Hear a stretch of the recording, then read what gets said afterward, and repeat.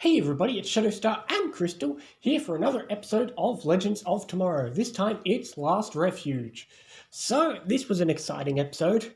So, for your essay question, how would things be affected if Sarah did warn herself not to get on the boat? Because seriously, you could write a whole essay on that, how much that would change. Well, okay, think of it this way. If Sarah never got on a boat, okay, Olive would still be on the boat. But she wouldn't have been there for that stuff on Leanne Yu. That part with that stuff with Ivo and all that. Right, but how much did she actually contribute? She helped with, like, Mirakuru stuff. Okay, she helped, but presumably they still could have figured it out themselves. There wouldn't have been a Sarah on Ivo's boat. There wouldn't have been a Sarah on Leanne Yu. Oh, what about that part where with Shadow? Yeah. That's the interesting part, is what would happen with Shadow. And if that changes, if that moment changes, it would change everything. But if that moment doesn't change, it would basically be the same. Yeah, he could still kill Shadow for whatever Exactly, reason. and the timeline would mostly remain the same, except then there'd never be a Sarah in the League and all that stuff. But yeah, all of the rest of the stuff would be pretty much the same. Sarah, she could not go on a boat and it'd be... But then what about the League stuff that happens in Arrow? Would that still happen if Sarah hadn't gone to Star City and... You'd still have the League chasing Malcolm.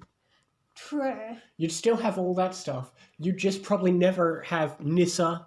You'd never have Sarah. You'd have to have a whole different story for what happens with the beginning of Season 3 when she's killed.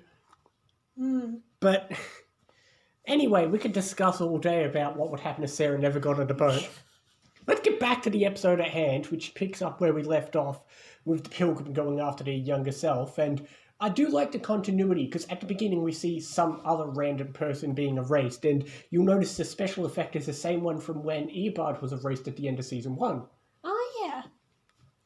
But we get to see young Mick, we get to see young Sarah, who, it's a Sarah very close to when she got on a boat. And whereas all the other actors have different actors, Sarah is, just like before with the flashbacks, still played by Katie Lotz. Yeah, she is the best ever. At this point, she's playing her younger self is about 10 years younger, possibly more. I know. But to be fair, this isn't that big of a shock. It's the same year that she was getting on the boat, and we've seen her play her younger self in the flashback on the boat, so... Yeah. It's only a couple months... But, like, I need to watch a scene with them both again, because for a second I thought she looked shorter, but then I was like, no, she can't be. She probably had to, I don't know, maybe Sarah's in some slight heels or something. Oh, yeah, true. Her boots might have heels. They could add stuff to make her look. Which would be a bit odd, because she's 20. She'd be done growing. Oh, true. So, yeah, it's probably It's just the illusion of her looking so young. And all you have to do is change your voice a little bit and put a fringe. That's all Sarah does. A fringe. Also, it's one of the few times we see her in a skirt. Oh yeah. That is I don't know. weird. What was she wearing? What was she wearing on the boat? Oh, who cares? But anyway, yeah. And speaking of Arrow characters, we also get another scene of Quentin pretending he's a few years younger again. He has hair. Once again, his wig looked better than it did on that recent Arrow episode. I guess Legends has a better costume department. Yeah, that actually did look like his regular hair, whereas before it just looks so much like a weird wig. So, yeah. Yeah. Oh, well. But he was pretty calm about things. Oh, well, that's the fun part. It's nice to have Quentin. It's the only time he's in Legends, I believe. Yeah. Actually, no, he is in Legends for a quick scene later on. Oh, right. Yeah. I know what you're talking about. Yeah. But, oh, well, that was fun. We got to see them, and then that was about it. Then we get the other young ones. And, oh, well, of course, we get to see young Rip, of course. I love his accent. His accent, which, okay, again...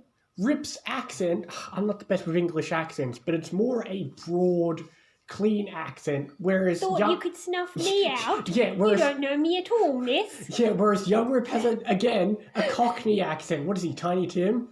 Please, miss, can I have another bowl? Oh, and my favourite little detail, when the mother gives Rip a tray of pies to give to his team, I count them, and there's 7, only enough for everyone but Rip. And I was like, what? No pie for Rip? But then when they bring young Rip back to the mother, she gives young Rip a pie, and I'm like, okay, he gets his pie. I have to give compliments to the Pilgrim Fight scene. That shot where it just circles around, that was a really cool shot. Yeah, granted, it did show young Rip a bit too far away, because then a few seconds later he... Ignore that. It was a really cool shot. Well, yeah. And I just love it because it's the most coordinated the team has ever been. There was no mistakes. There was no everything. They were so well coordinated. They knew everything they were doing. It was brilliant. You know, up until now, we've had like fight scenes where they're all just fighting random people or in a bar fight or something. But that was the most well coordinated the team has ever been. Oh, it's so nice to see how far the team has come. That was a great shot. That was a great shot. If you're very, very keen-eyed, you will notice Clarissa is a different actress. Oh. You only see her from the back and she only has one eye, but it's a different Clarissa for this one episode. Oh, I wasn't looking closely enough, I guess. Yeah, but still, it was great getting to see the young characters. We got to see young Sarah, young Quentin. That was all fun. We get to have stuff with Mick. I love how Baby Snot can reduce a trained assassin to look at those cheeks. Yeah, whatever, but man, this was a really good episode. See? This is Legend, told you, the second half of Legends gets really good. Yeah, I loved it. I'll go 8.5. I'm giving it I'll give it an 8.5, but we're really getting back into really good Legends. Yeah. The second half of Season 1 is really good. The first half is alright. Second half is really good. Yeah. But I believe the next episode is called Leviathan. Okay. Well, we did say we're going to 2166, you know, that thing we've seen in the opening every time. But we're finally going. I mean, there's only 4 episodes left. Oh, jeez. Yeah, these seasons are wrapping up. There's only 4 episodes left of Legends. We only have 4 episodes left of Arrow. I'm not sure how many episodes of Flash and Supergirl. I think there's only 4 episodes left of Supergirl as well. Anyway, enough about that. We will see you next time for more Legends and other things as well. See you next time, guys.